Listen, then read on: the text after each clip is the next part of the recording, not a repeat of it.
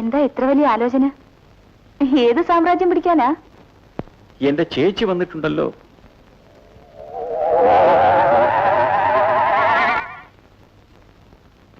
ആ പിന്നെ അവര് പോകുന്നതിന് മുൻപ് അവർക്ക് എന്തെങ്കിലും മുണ്ടോ ജാക്കറ്റോ ഒക്കെ വാങ്ങിച്ചു കൊടുക്കണ്ടേ? അത്ര വേഗമൊന്നും ചേച്ചി പോകുമെന്ന് നീ കരുതണ്ട. ചേച്ചേ, അവര് അഭിമാനമുള്ളവരാ. അനിയൻ പണക്കാരനായത് അറിഞ്ഞുകൊണ്ട് ഇവിടെ താമസിക്കാൻ വന്നാണെന്ന ചീത്തപ്പേര് അവര് കേൾപ്പിക്കില്ല.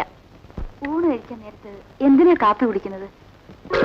അയ്യോ, എന്റെ മുഖം പൊള്ളിപ്പോയി. അയ്യോ,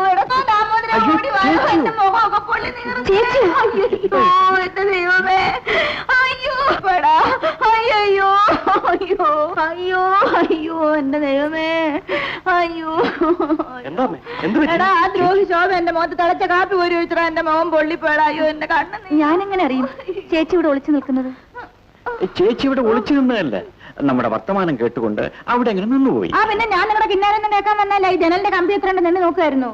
ചേച്ചിക്ക് ഈ വീട്ടിലില്ലാത്ത അധികാരമാണോ? നിങ്ങൾ താലോലിച്ച് വളർത്തിയതല്ലേ എന്റെ ഭർത്താവിനെ. ധൈര്യമായിട്ട് എന്ത് ഞങ്ങളുടെ മുമ്പിൽ വന്നിരുന്ന് കേൾക്കാനുള്ള സ്വാതന്ത്ര്യം ചേച്ചിക്കുണ്ടല്ലോ. ഉണ്ടല്ലോ. എന്റെ അമ്മ ഇതുപോലെ പലയിടത്തും പതുങ്ങിയെന്ന് പല രഹസ്യങ്ങളും കേട്ടിട്ടുണ്ട്. പക്ഷെ തിളപ്പിച്ച കാപ്പി മുഖത്ത് വീഴുന്നത് this is the first time. പൊള്ളി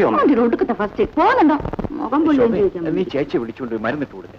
വേണ്ട വേണ്ട, നീ എന്റെ മുഖത്ത് മരുന്നിട്ട് നാളെ എന്റെ മുഖം തന്നെ കാണുകയല്ല. ഞാൻ പറഞ്ഞു തരാമേ. ബാമേ, അമ്മ ധൈര്യമായിട്ട് വാ.